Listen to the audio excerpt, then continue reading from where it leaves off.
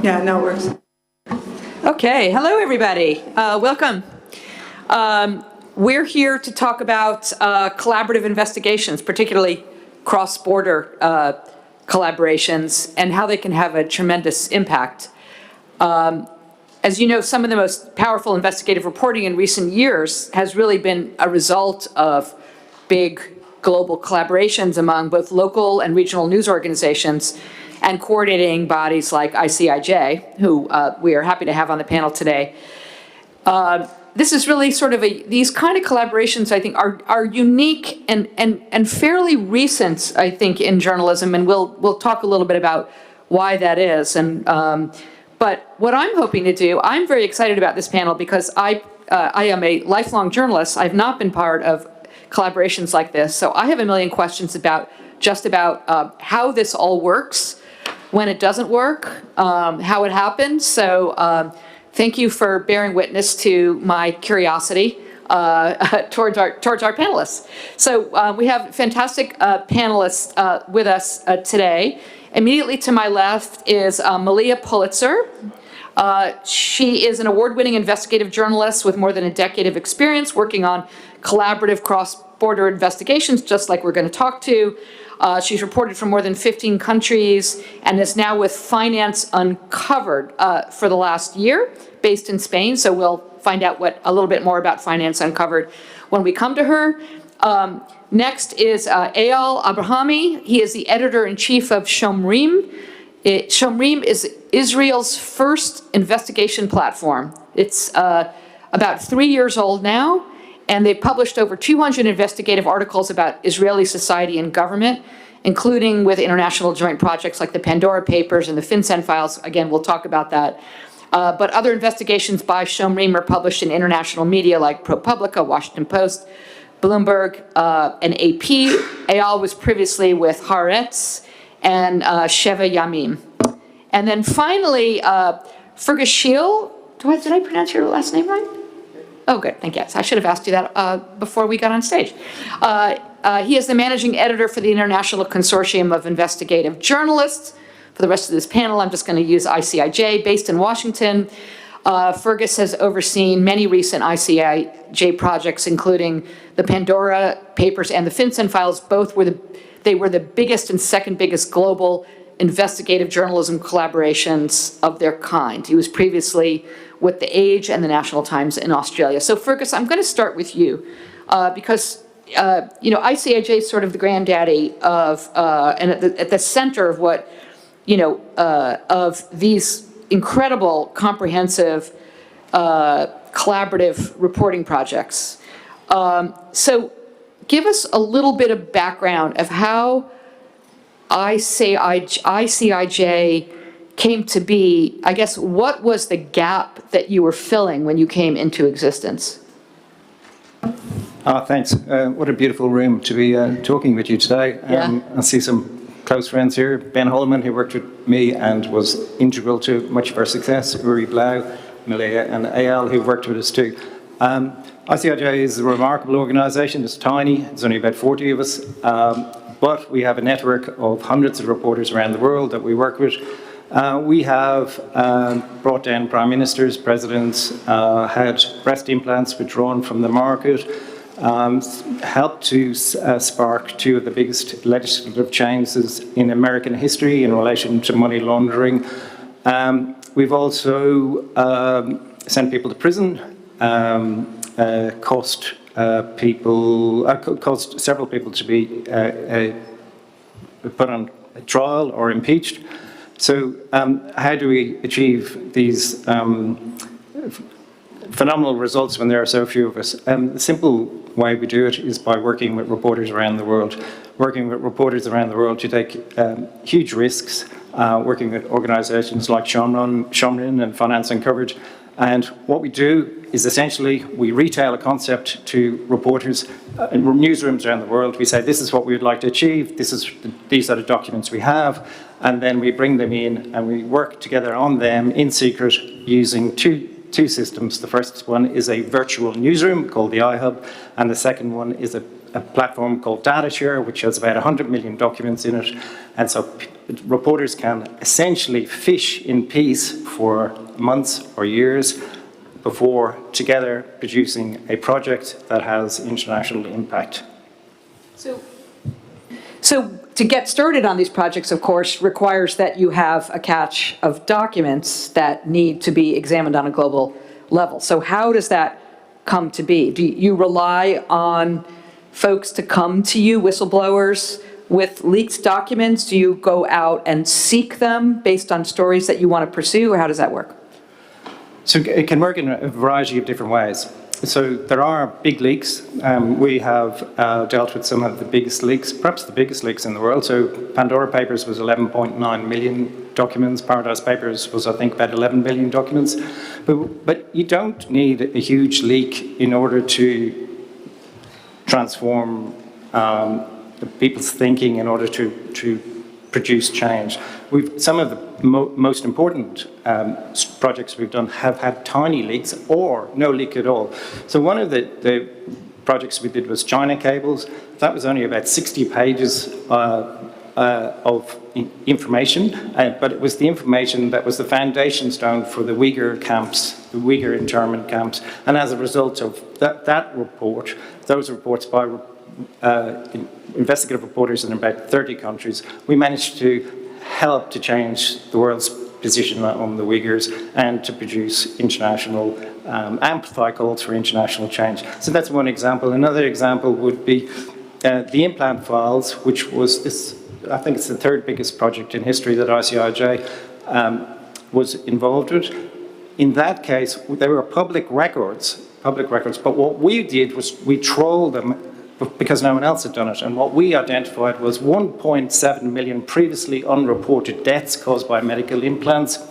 We revealed that India had had only 14 recalls of medical implants that killed people and injured people in 7 years, whilst America had hundreds, and they were the same implants that were in India as in America. And so people were literally dying around the world because nothing was being done. And that was entirely based on medical records. And when we finished our project, as we have done so many other times, we created a database of recalled medical devices, similar to another database that we have, which is offshore leaks database, which helps countries around the world to identify narco-traffickers, Ponzi schemers, oligarchs, kleptocrats. Right, so you're saying in some cases these are open source documents that simply nobody has examined. In the case of documents that are leaked to you, what questions do you ask, if any, about who the leaker is and their motivations, or is that irrelevant to you? And then related to that, how do you authenticate those documents? And we're going to come to your partners in a minute. Or is that part of the collaboration, is that authentication? They're really good questions. So with the China cables one, there was a massive effort went in by our partners to make sure that the documents which we had, which included, as I said, this foundation stone for the camps, plus these telegrams which showed that the Chinese were using artificial intelligence to identify thousands and thousands of people that were going into the camps. With that, we poured a huge amount of effort into making sure that the documents were what they were supposed to be, because the thing is, as a reporter, as a news organisation, and particularly as ICIJ, because we take on so many powerful people, your credibility is all that you have. If you lose your credibility, you lose your business.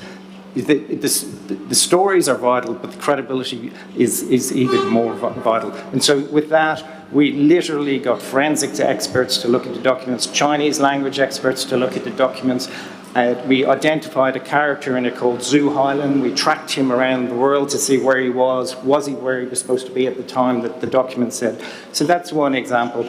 With others, with the financial leaks, really, when you get 11.9 million documents from 14 offshore providers, it's simply the case that nobody could forge them. You just have to accept they're real because nobody could do it. You need industrial scale forgery. And the motivation of the leakers is of no concern to you? So this is what I would say about that. As a reporter, you should always accept information. You should accept information and work on it in the public interest. I would not be burdened by the motivation of the leaker. No, I think most news organizations would probably say the same. So I want to talk about, as a segue into bringing in our other panelists, I'll throw one more question to you, Fergus, which is, how do you select collaborators in each country, or do they self-select? It's a good question. So ICIJ, in its current form, has existed. It's existed for 25 years, but as a really powerful news organisation, it's been in operation for maybe 12 years. And so during that period, what we've done is we've built relationships of trust with news organisations and individual reporters. Actually, we operate more reporter to reporter than we do reporter to news organisations. And so we have this group of trusted reporters who we know will work hard, who we know who will maintain confidentiality, and we tend to go back to them time and time again. But as each successive project evolves, we also bring in others, and we bring them in based on geography, based on expertise, and often based on general pleasantness. So if we That like matters. someone, it matters a heap. So if you like somebody and they do good work, there's a chance that you will work. Okay, well, great. So let me turn to you now, Eyal. So Shomrim is a new player on the scene, really dedicated to investigative reporting in Israel, and not a moment too soon, I might add. So talk a little bit, just tell us first of all briefly a little bit about Shomrim, since people may not be familiar with it. But also you were recently part of the ICIJ network for the Pandora paper. So talk about what that experience was like.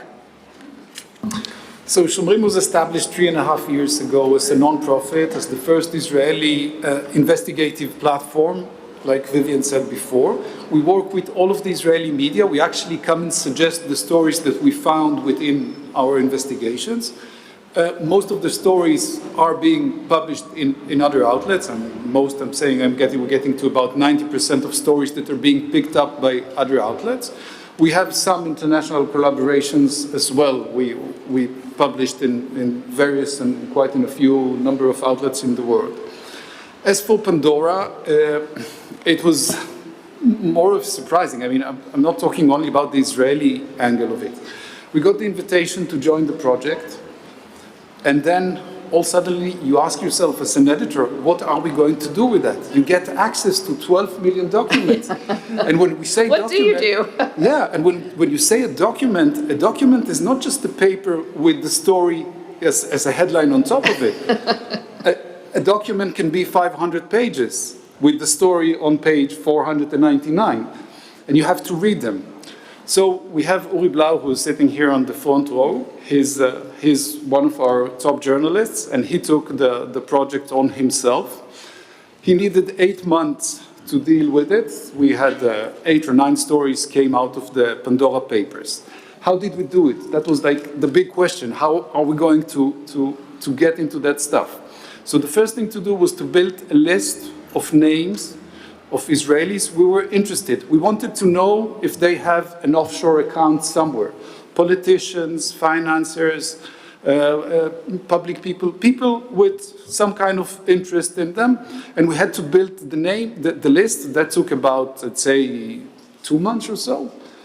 And when you do it in a different language, which is not English, obviously, the problem is not only building the list, but actually finding the right transcript of the name, because the names can be written in various ways.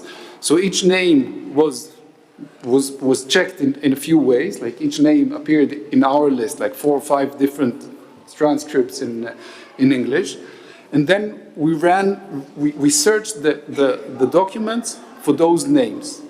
We came up with some results, not all of them, by the way. Some of them, the transcription did not identify exactly the name.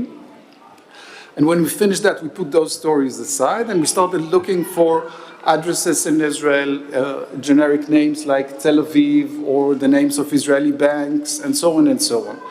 I think about 3 months into the work, we had a list of documents that some Israelis of interest were mentioned in them.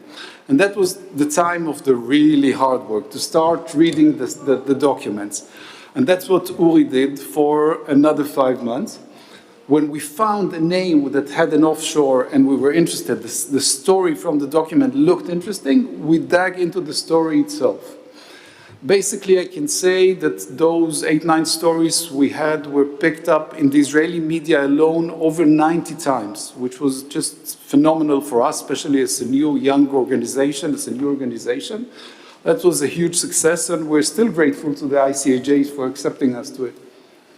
So how does it work when you are one of the partners? Obviously your focus is on covering events as they relate to Israel, but were there any restrictions on what you could report on?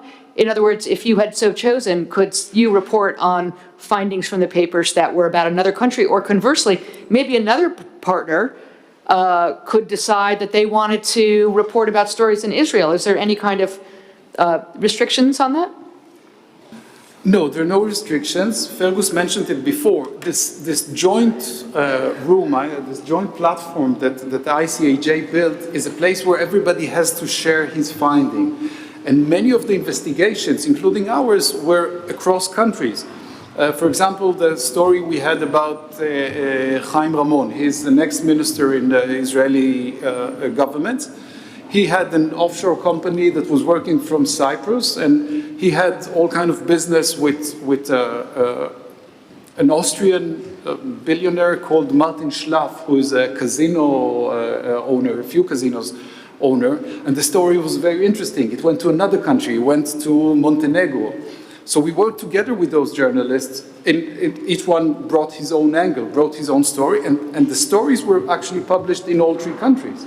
But different stories. Obviously, everybody had their own take on it. Each one chose the angle that was interesting for him, but the information was shared. So basically, I believe you can do a story on another country, but the great advantage of working with journalists, with experts from another countries who know what you're doing is helping so much. You don't want to do it yourself. Yeah.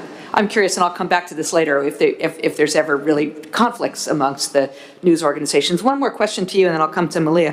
You had mentioned to me that some of the, that since working on the Pandora Papers project, you've since adopted some of the methods from that experience across all your reporting. So I'm just curious what those are. We understood the vast impact that it has working with other outlets, with journalists from all over the world. And we did it again and again with great success. When you work with other countries, you get different perspectives, you get different ideas about the stories, and you simply get much, much more. That's why we repeated it again and again, and it's so successful that we'll keep doing it for as long as we can. Great. So Malia, first of all, tell us a little bit about Finance Uncovered, since it's a fairly news organization. I'm sure people like myself would like to know. And then how do you approach a collaboration? You, of course, worked on ICIJ collaborations before Finance Uncovered. So I'm interested in what you brought from that to your work now. Yeah, so Finance Uncovered, similar to ICIJ, but much, much, much smaller. We're about 5 people, and our office is based out of the UK, and we really are focused on follow the money investigations, investigating illicit finance, corruption, but beyond, we do participate, and and Finance Uncovered did participate in the Pandora Papers and Luanda leaks and some of the big leaks. But we also coordinate much smaller investigations with maybe a handful of partners around the world. Most of our partners tend to be in Africa, Asia, and Latin America. And we also have two other pillars, which is help desk requests, because oftentimes, reporters aren't necessarily, and this is all reporters, unless they're working for Bloomberg, don't necessarily have a lot of the financial literacy to read company reports and find all of the data there that could really help them with their stories. So that's something we support them with, to finding documents, understanding how to read the documents, understanding, if they run into a wall, that's something that we can help mentor them with.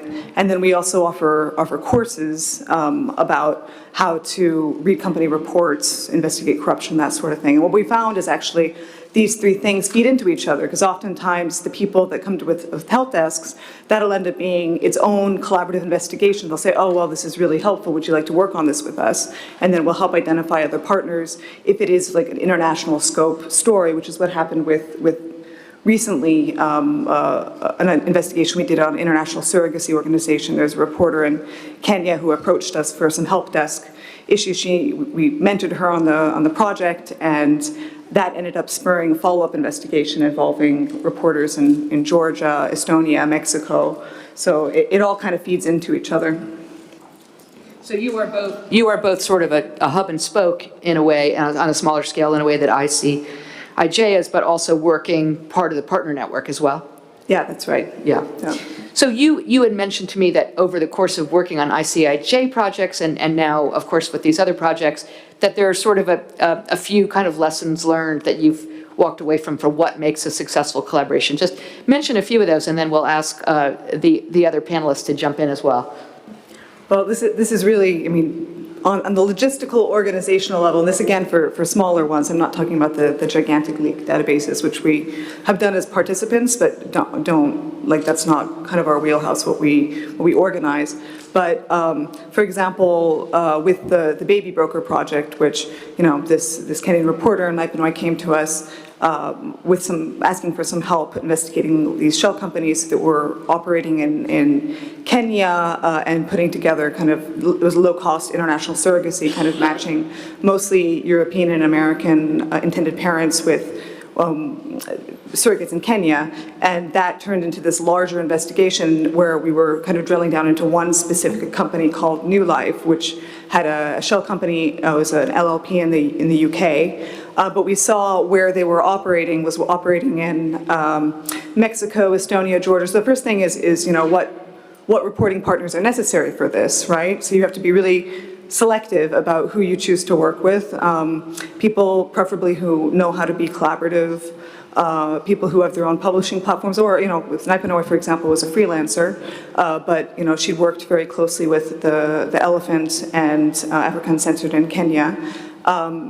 I do think it's really important to kind of set expectations up front with partners in terms of like how we're going to share information, if there's any information that's more sensitive, sources that are too sensitive, and then just making sure that there's a coordinator. So in this case, we ended up being kind of the global coordinator to make sure that, reporters, because they are all working for the most part full-time, have a lot of competing priorities. So making sure that, we had semi-regular meetings and just kept everyone abreast on what everyone else was doing. In this case, they didn't decide that they wanted to have regular group meetings because there were too many people in too many time zones. So we kind of played that role of making sure that we were sharing information and requests and documents with all of the other reporters. And then agreeing on publication schedules, publication kind of social media strategies to get the word out, names of the project and that sort of thing. So there's a tremendous amount of trust that is entailed with putting together these collaborations. You need to trust that your partners are not going to break an embargo, for example. I also imagine you have to trust that all parties will be responsible in terms of not publishing information that could risk somebody's life, for example. So I'm curious, and Fergus, but I'll throw it open to anybody here. Surely this has not been perfect in every instance, or has it? Surprised to hear you say that. Yeah. Of course it has been. No, it's difficult. It's challenging. So I think past successes inspire people to maintain professionalism throughout. I think our work with news organisations creates a kind of halo effect for those news organisations where they can see, as Eyal mentioned, the enormous benefit of pausing. So much of what we do as reporters is busy, and it's daily or weekly, and many news organisations, the ultimate is to do something over a month. We're completely different. We're slow news. We don't do that. We step out from the stream and build our boat and then set sail. And we do that because we think we have a far greater impact. And we know we have a far greater impact because, as I said, we have changed legislation. We have seen medical devices removed from markets. At the moment, there are probably yachts being seized because of our work. Yachts of oligarchs. We believe firmly that truth matters, that getting to the truth is hard, that you should take your time to get to the truth, because ultimately that openness and that truthfulness produces accountability. And in our case, what we want is accountability on a global scale. And we want accountability on a global scale because there's no global democracy. And we feel that we are contributing to that impetus for accountability on a global scale. And doesn't matter to us whether the accountability comes in North Carolina, where there's a young guy who dies from a fentanyl overdose as a result of money that's come from China via Canada, or it's an oligarch having their yacht seized, or it's Isabel dos Santos' empire collapsing around her feet. It doesn't matter to us so long as the work that we do is in the public interest, the work that we do is intense, and that not only do we share that work, but we also ultimately share much of the data with the public so that our work can have a long tail. And some of our stories have implications, have impact months, years later, even decades later. Yeah, I mean, I think the impact and the extraordinary journalism that has come out of these collaborations, it speaks for itself. I'm sorry to be obsessing about process, but I just think it's so interesting.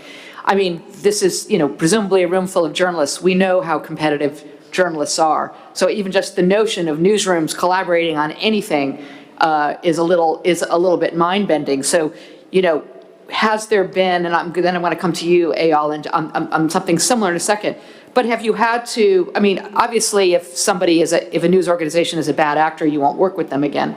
But do you have any kind of lever in case they sort of go off the rails, I guess? Yeah, so there is tension. So the tension primarily is around market share. Okay, that's where the tension is. And so what we typically do is on a project is we will have one TV company, maybe 2 newspapers per country, and one not-for-profit. So that removes that tension, and then we can change that formula depending on the country. So there are clashes and I have to manage those clashes, and it does require a great deal of diplomacy, and those clashes move from country to country.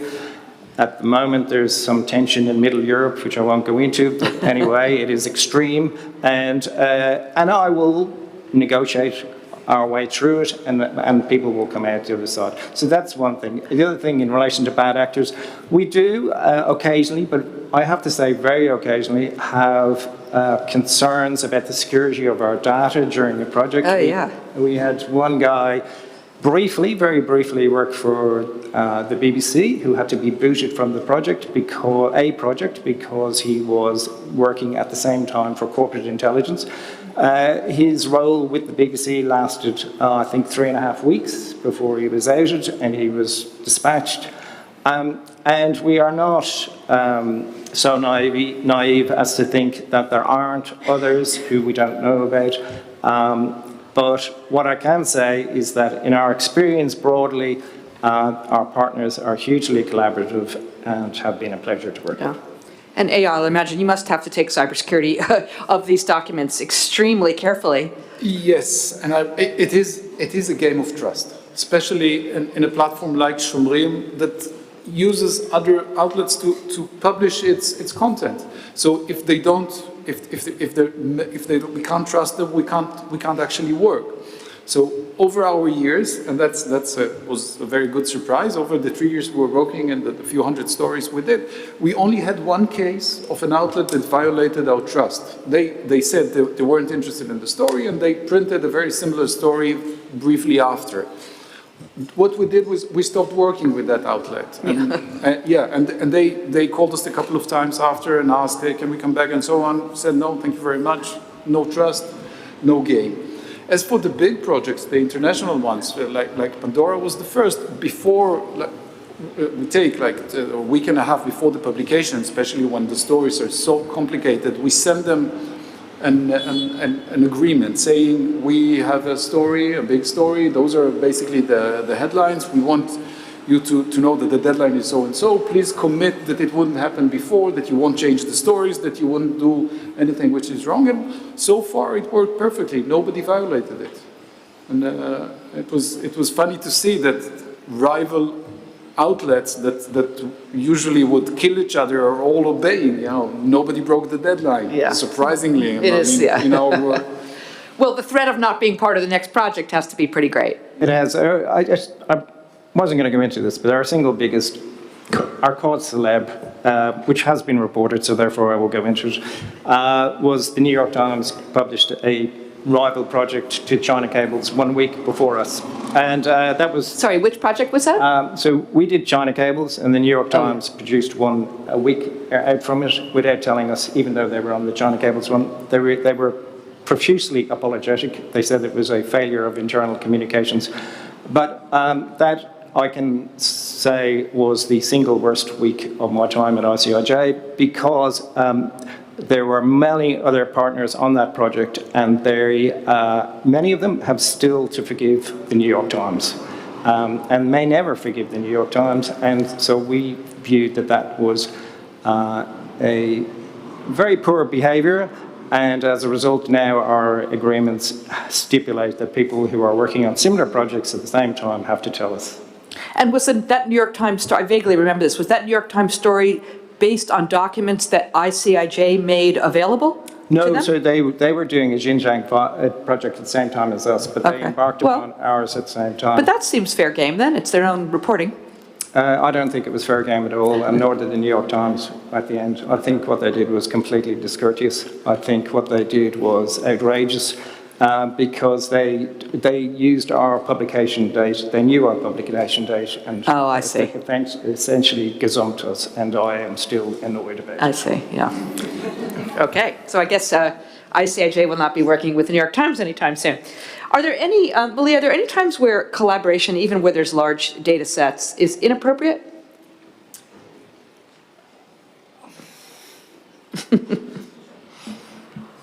Well, when it comes to the large, that's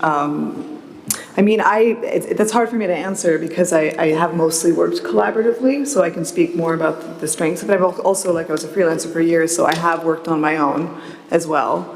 But I think when it comes to some of these complex international stories, there's just so much advantage to working collaboratively, especially when you have, for example, issues around, we've been working with the ICIJ for quite some time on this art beat that came out of the Pandora Papers. I've continued at Finance Uncovered, and one of the things that we've been able to kind of join is looking at looted antiquities that end up in Western museums, but by working with local partners and organizations that are trying to trace them, actually tracing them back to the sites. And so I think that having an international team where you're working on an equal basis with reporters in countries of origin, reporters where, corporate malpractice is actually manifesting, you just get a much more rich and, I think, impactful story, also because then you have that published in the countries where you're seeing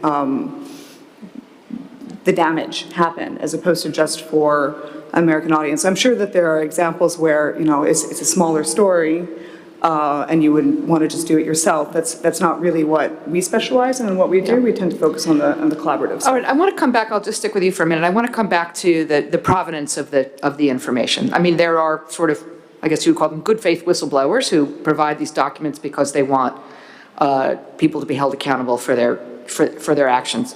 What about a case, for example, like, you know, the recent case of the last couple of weeks of the 21-year-old U.S. airman who released the intelligence documents on Discord to show off to his friends, for example. This is not a whistleblower. This is, frankly, just like a stupid kid.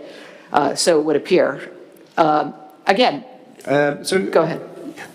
I guess the first thing I'd say is that I can speak only for ICIJ. So ICIJ's projects are not data dumps. It's not you get a whole lot of documents and you do a WikiLeaks. We are not WikiLeaks. When we get the documents, we carefully consider those documents to see what the public interest is. We do not simply throw them up on our site. We do not simply say, look at us, we have these documents, aren't we great?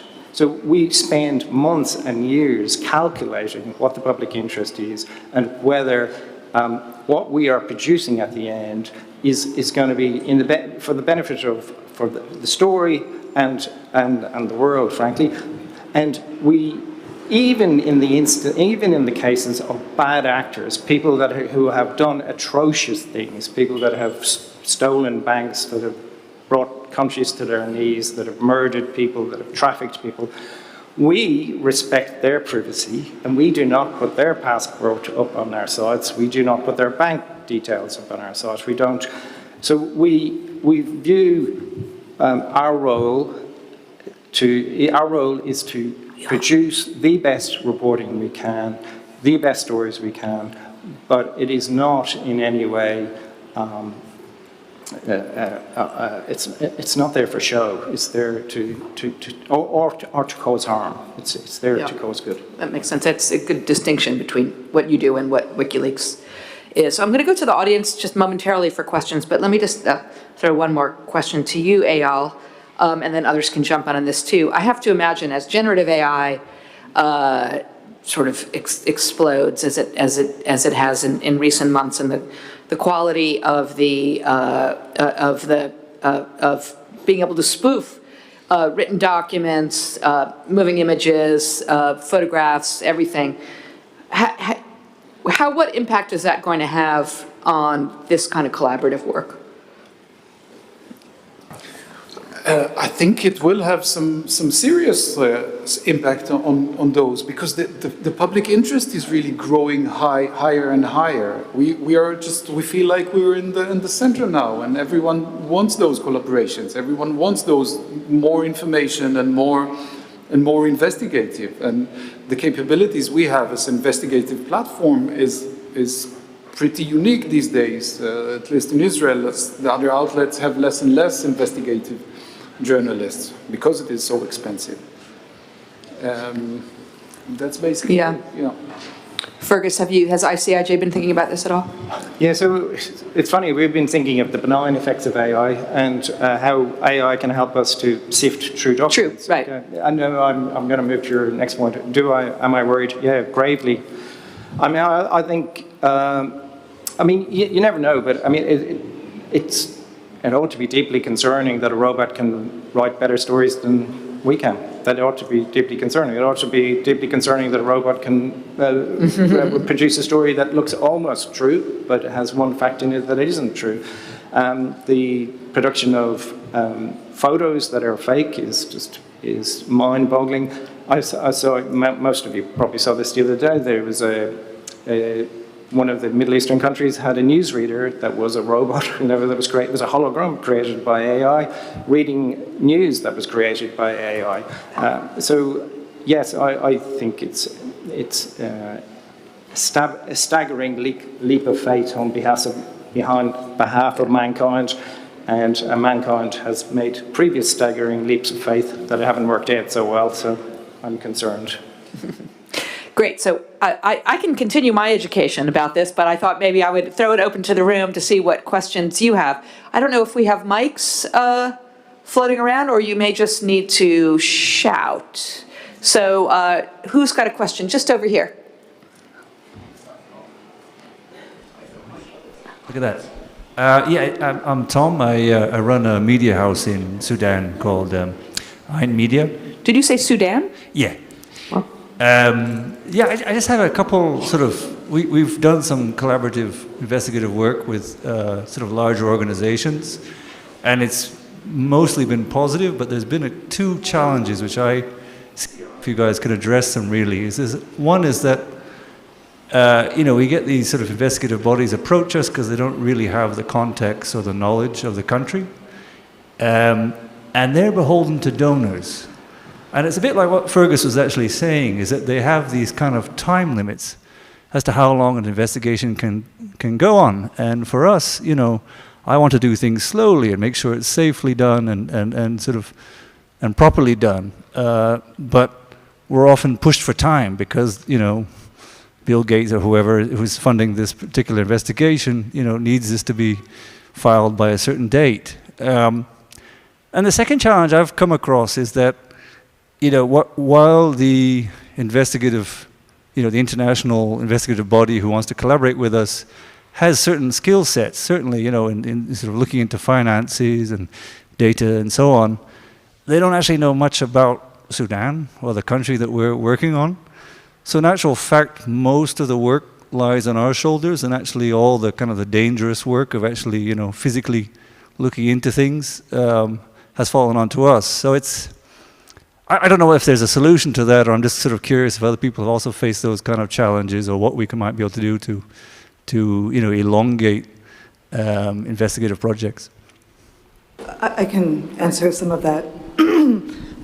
One of the strategies that has worked really well for us, because we do a lot of work in Africa, is really cultivating national partners, and I think that setting expectations, both with and in the case when you don't have the funding, we've gone and looked for funding, right? So we've been funded by the Politzer Center. We have other foundations that we've worked with to get funding to fund specific projects. But I do think that setting expectations up front about timelines, and that with investigations they're necessarily squishy, is necessary. I think that having local partners who are equal partners, not fixers, is really, really critical, because they bring that local knowledge and can, give the context and have the deep sourcing, and then also like to publish in that country. I think, when it's safe to do so, also really amplifies the impact that you would otherwise get. And I'm trying to remember what the third point that you had raised was what about the timeline? And not having the knowledge. Well, I think that can be tricky. Sometimes you might choose, that can also depend on who you bring as another partner, right? As another collaborator, someone who can kind of fill that gap. And hopefully, and one of the things that we do is actually mentor reporters to try to kind of fill that gap. So in the long run, they can continue to do the work themselves and at a higher level, with now that new skill set that is part of what we provide through the help desk and also the coaching. But it also can be kind of a strategic decision of what other partners you bring in to kind of build the team. So maybe this one partner doesn't have it, but this other one does, and then you collaborate closely so they can kind of fill that investigative gap in your team.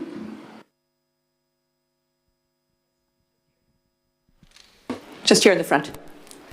And please say your name and your affiliation. Hi, my name is Tomáš Madleniak. I am working for the Investigative Center of Jan Kuciak in Slovakia. I have noticed a lot of wonder how could this kind of stuff like collaboration actually work between people who are basically competitors. So I just wanted to mention first, then I actually have a question.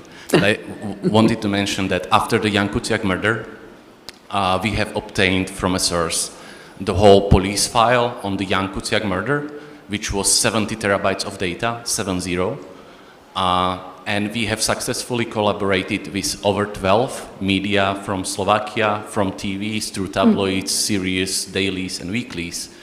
And nobody ever broke a memorandum, nobody ever broke a deadline. Impressive. And we have published dozens of stories from this. And this just shows that this can work if you really believe that you are doing this for some kind of higher principle, not just for money. And I think that's crucial. But now to my question. When it comes to international and intercontinental, let's say, collaborations, how do you deal with different ethical and legal frameworks that people operate in, because there are certain ways of obtaining information that could be considered both legal and even ethical in one part of the world, but absolutely out of the question in another. So how do you deal with this? Go ahead. It's nice to see you. Actually, I often think of Jan and Martina. And I saw Pavla Holkova earlier today, and who I like immensely. And I did admire greatly what you did after Jan's death. And I saw that room that you operated in with your sitting around. And it is one of the most ghastly things that has happened to any reporter, Jan's death. And it actually sits very heavily on my shoulders, and it makes me very sad that that happened, and it makes me very sad for Slovakia. In relation to the international sort of difference in editorial expectations and legal expectations, what we do is we let each country do their own thing. As Eyal said, ICIJ imposes no stricture on people. We can't tell somebody like Tom in Sudan how to write his story or what's important, or somebody in Slovakia what's important. The virtue of our model, the whole purpose of our model, is that you decide yourself what's important in your country, and that we simply enable you to do that through working with other reporters, because, as you know, with Jan's death, it wasn't just people from Slovakia that were implicated, and that is sadly the nature of global corruption. There is no crime in the world that has a national border, or very few that have a national border. It's international. Money travels within seconds. In the FinCEN files, we watch $2 trillion worth of money, of dark money flowing. Western banks looking at the money as it caused mayhem around the world. In the Pandora Papers, thousands and thousands of companies, all devoted to secrecy, to opaqueness, to nefarious business. In Luanda Leaks, we looked at Isabel DeSantis, 400 companies in 40 countries, more than $2 billion stolen from the poorest country and one of the poorest countries in the world, and this money swishing through banks, swishing through law firms and accountancies and other enablers across the world to multiple countries where she enriched herself at the expense of the poorest in the world. And that is why our model is about empowering each country to work on what's important to them.